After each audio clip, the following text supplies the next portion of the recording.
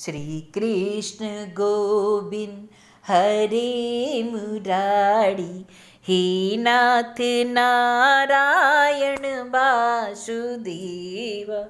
अथाष्टविंशो अध्याय। वरुण लोक से नंद जी को चुरा कर लाना। श्री सुखदेव जी कहते हैं, परीक्षित, नंद बाबा ने कार्तिक शुक्ल एकादशी का उपवास किया और भगवान की पूजा की तथा उसी दिन रात में द्वादशी लगने पर स्नान करके यमुना के लिए यमुना झील में प्रवेश किए।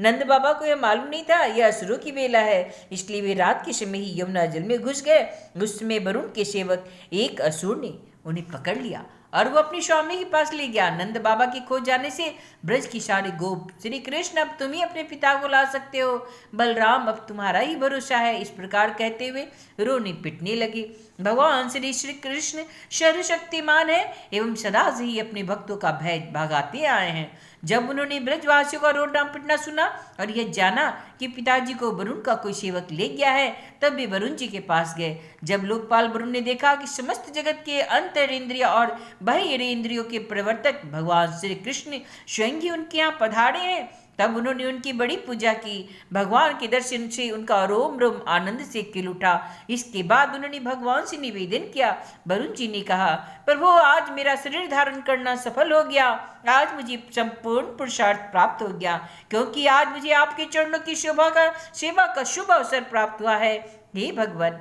जिन्हें भी आपके चरण कमलों की सेवा का सुअवसर मिला वे तो भव सागर से पार हो गए।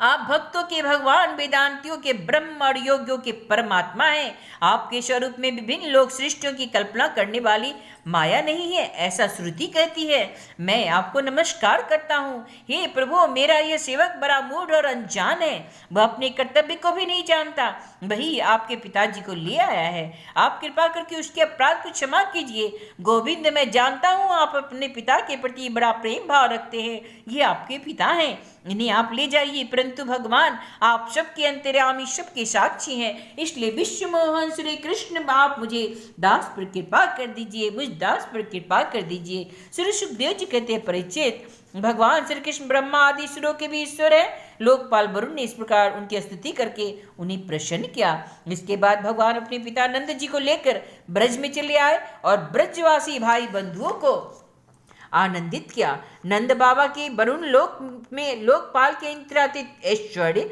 और सुख संपत्ति को देखा तथा यह भी देखा कि वहां के निवासी उनके पुत्र श्री कृष्ण के चरणों में झुक झुक कर प्रणाम कर रहे हैं। उन्हें बड़ा विस्मय हुआ। उन्होंने ब्रज में आके अपने जाति भाइयों को बुलाकर सारी बातें कह सुनाई। परीक्षित, भगवान के प्रेमी गोप ऐसा सुनकर समझने लगे, अरे ये तो स्वयं भगवान है, स्वयं सच्चिदानंद भगवान है। तब उन्होंने मन ही मन बड़ी उत्सुकता से विचार किया, क्या कभी जगदीश्वर भगवान श्री कृष्ण हम लोगों को भी अपना मायाती स्वधाम, जहाँ केवल इनके प्रेमी भक्ति जा सकते हैं, दिखलाएंगे? परीक्षित, भगवान श्री कृष्ण स्वयं स्वदर्शी है, भला उनसे यह बात कैसी छिपी रहती? वे अपने आत्मीय गोपों की यह अभिलाषा जान गए और उनका संकल्प सिद्ध करने के लिए कृपा से भर के इस प्रकार सोचने लगे। इस संसार में जीव अज्ञान बस शरीर में आत्मबुद्धि करके भांति भांति की कामना और उनकी पूर्ति के लिए नाना प्रकार के कर्म करता है। फिर उनके फलस्वरूप देवता, मनुष्य, पशु, पक्षी आदि ऊंची नीची योनियों में भटकता फिरता है, अपनी असली गति को, आत्मस्वरूप को नहीं पहचान पाता। परम दयालु भगवान श्री कृष्ण ने इस प्रकार सोचकर उन गोपों की माया अंधकार से अतीत अपना परम धाम दिखलाया। भगवान ने पहले उनको उस ब्रह्म का साक्षात्कार करवाया, जिसका स्वरूप सत्य, ज्ञान, अनंत, सनातन और ज्योति स्वरूप है तथा समाधिनिष्ठ गुणातीत पुरुष ही जिसे देख पाते हैं। जिस जलाशय में अक्रूर को भगवान ने अपना स्वरूप दिखलाया था, उसी ब्रह्म स्वरूप ब्रह्म हृदय में भगवान उन गोपों को ले गए। वहां उन लोगों ने उसमें डुबकी लगाई, वे ब्रह्म हृदय में प्रवेश कर गए। तब भगवान ने उसमें से उनको निकालकर अपने परम धाम का दर्शन कराया। उस दिव्य भगवत स्वरूप लोक को देखकर नंद आदि गोप परमानंद में मग्न हो गए। वहां उन्होंने देखा कि सारे वेद मूर्तिमान होकर भगवान श्री कृष्ण की स्तुति कर रहे हैं। उन्हें देखकर वे सब के सब परम विस्मित हो गए। इति श्रीमद्भागवते महापुराणे ब्रह्मस्य संहितायां दशम स्कंदे पूर्वार्धे अष्टाविंशो अध्याय।